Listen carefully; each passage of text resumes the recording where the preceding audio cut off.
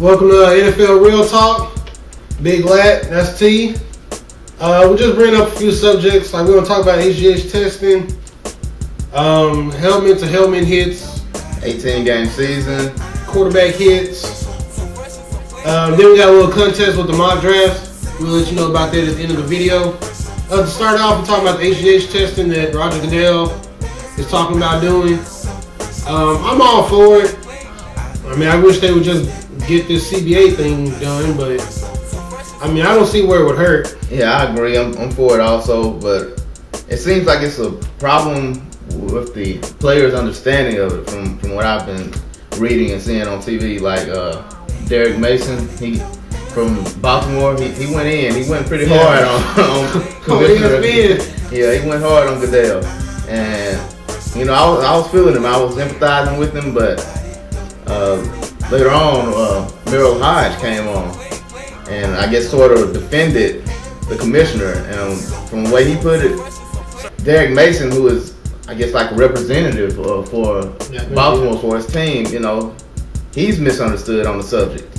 He's, you know, suggesting, you know, he's mad at the commissioner because he's talking about HGH testing and want to get that settled and taken care of.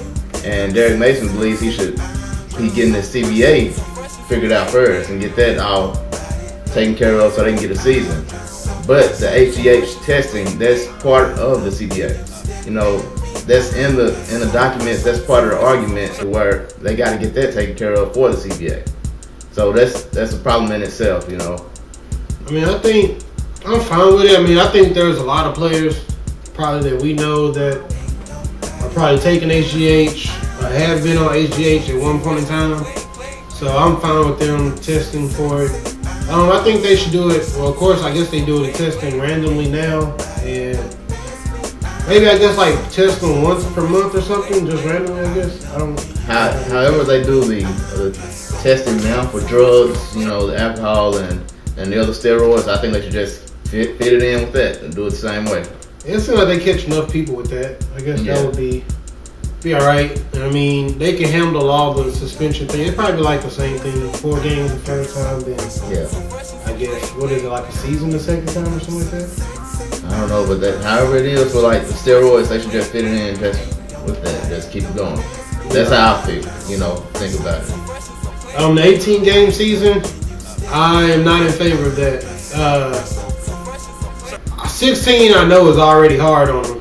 16, then you're not even talking about playoffs yet, where you got to take it to another level. I mean, what is it? You got wild card, and you got. I mean, like Green Bay, I think they played the wild card game, played second round, then they played the championship, then they played. So I mean, that's 4 games. 4 games tacked on to 16 that they already played. And they were already beat up. Yeah, they were already beat up. I mean, they had, I don't know how many people on IR didn't want to take pictures with some of them at the Super Bowl thing. But they got to take care of it. They got to take care of it. They got the ring. It wasn't that big of a distraction. They won. But, you know, stick with the current 16 games is what I believe. Like you just said, I think that, you know, the owners argue that they can just increase the roster size, you know, get more players on, I guess compensate for more injuries. Okay, who wants to see Joe Smo from the AFL hop on the team now? Like, man, yeah, that's not a valid argument to me to increasing the roster size. I mean, it just doesn't make any sense. It's like, okay, well, even if Peyton Manning gets injured, you know, we have more quarterbacks.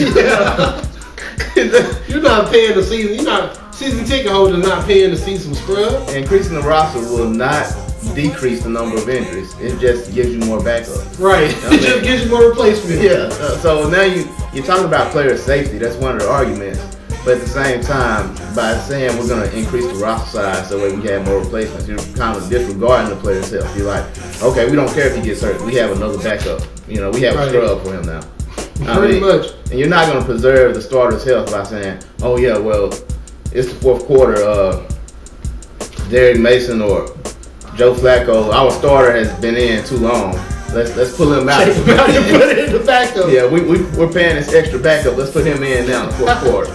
No, you're not going to do that. You're going to leave him in there until the game is over or he has torn his ACL. The injuries are still going to accumulate. So this bring in more players. I mean, I'm a fan of preseason. I like preseason. I think the season ticket holders don't like it because they have to pay full price for it, which I understand. I would be mad too. But I like preseason because some people you never get to see, because some people are like 4th, 5th string, and they will probably not get on the field unless it was for like that 4th preseason game or the 1st preseason game or something like that. Like I know Jeff Saturday, Peyton Manning said that he told him that if it wasn't for the 4th preseason game, like he wouldn't have made the team.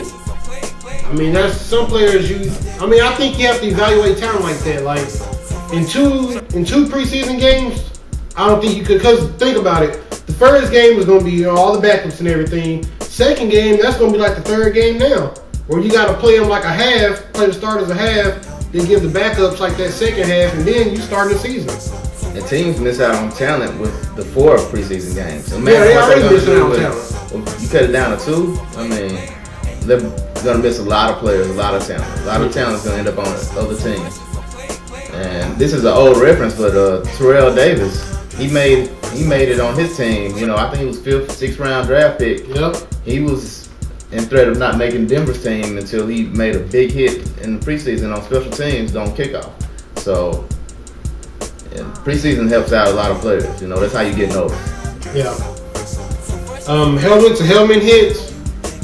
I'm for them.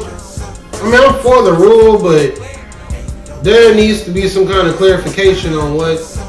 Yeah, exactly. I don't really know. A lot of them hits I thought were good. Like that Jerome, like James Harrison.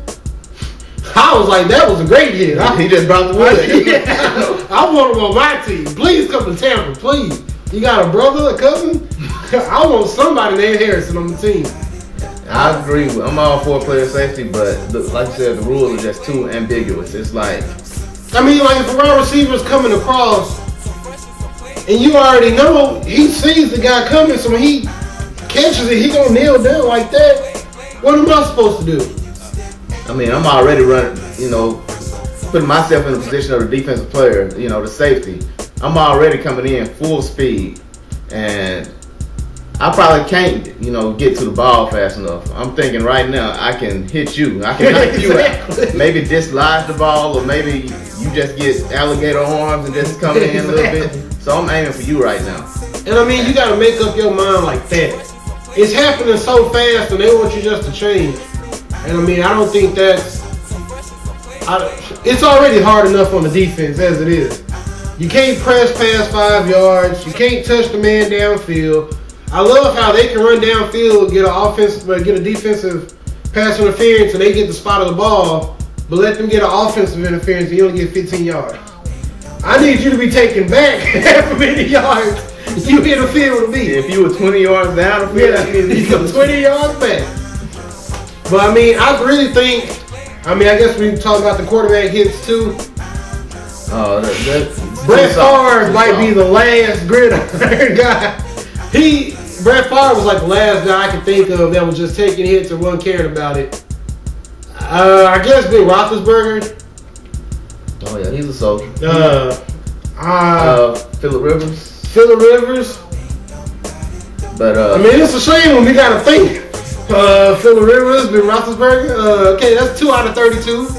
Other than that, man, the quarterbacks are just too soft. And it's not just them, it's the rules. Yeah, it's just the rules.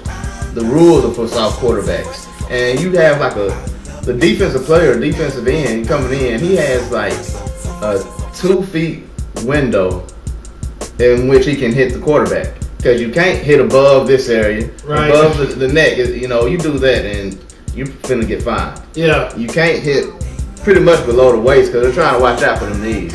Anything too low, if you get close to the knees, you finna get the flag thrown at you. Yep. So they don't have a very big window to hit. I mean, that's what you say right here about 2. Yeah, that's about it.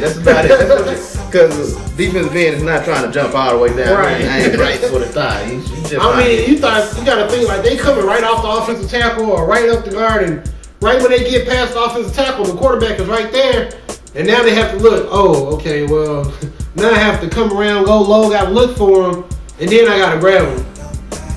then it's like the refs are called for anything. You think about they're getting blocked, like you just said. They're getting blocked into these quarterbacks some of the time, and they're getting the flag. Or maybe you're coming around and you're trying to swat the ball, and you don't even take a chance on that now because you tap the back of the helmet. That's a flag.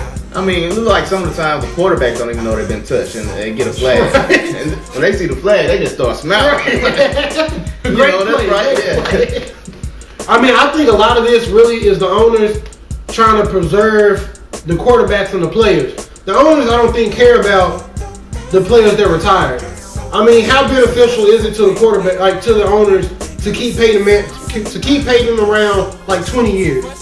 Keeping Roethlisberger around 20 years, you never get in touch. I mean, Brett Favre would have played until he was 50. You never get in touch. I mean, there's really no wear and tear on your body. I mean, everybody will not be able to play 15, 20 years. Some people it's 5, some 7, some 3. Some 3. Jamarcus Russell. Shout out to Jamarcus. Hey, his life coach left him. For those who want to know. Oh, well, he's just doing. He said he don't want to deal with him anymore. Neither did Oakland. Right? Oh my God, he robbed Oakland. 80 mil, right? 30 something, 32. Oh, well, it doesn't matter. Once you get past 20, robbery, boy. Why is he not in jail for that crime, for that robbery? Oh my God. Al Davis is. I'm sorry, Oakland Raider fans. I don't know what to say for y'all. You know, we went you. Woo! I mean, Ted Ginn robbed us. Not for much. Not nearly as much as I got robbed, but hey, it stings a little bit. Yeah, I feel robbed. I mean, I guess I can't say I was robbed by John Gruden.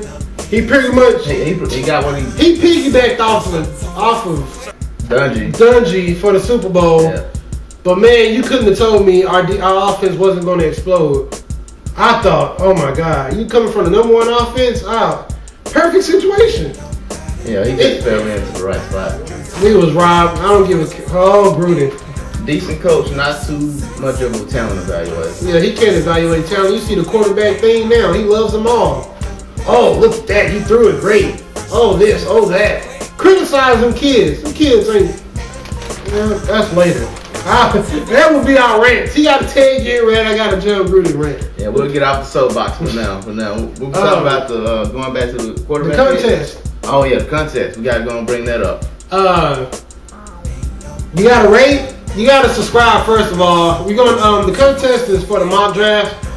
Submit your completed mock drafts to our inbox, and if you subscribe, we'll look for the winner. And the way we're doing it is, you can have the player. We're doing by player and by position. So if you choose 10-point scale. Right, 10 points. You get 10 full for the player, and you get 5 for the position.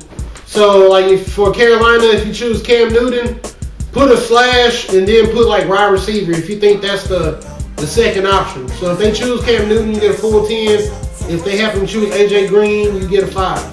So you basically get an alternate way. You can still get some points. Right. You know, you might miss on picking Cam Newton, but say they draft a receiver instead, just because your alternate position outside of Cam Newton and quarterback, you get, you can still get 5 points off having a wide receiver correct. Right. I mean, if you think they'll choose Blaine Gabbert, then put Cam Newton and put slash quarterback. I mean, quarterback will obviously be Blaine Gabbert, I guess. So to be eligible.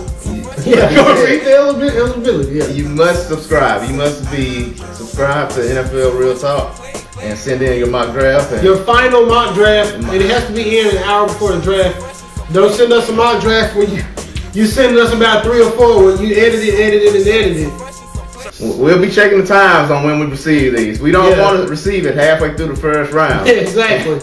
And you get 100 points or whatever. Yeah. We can't have that. No. We'll be checking it. But just send it in, try to get in at least an hour before the draft, and we'll announce the winner.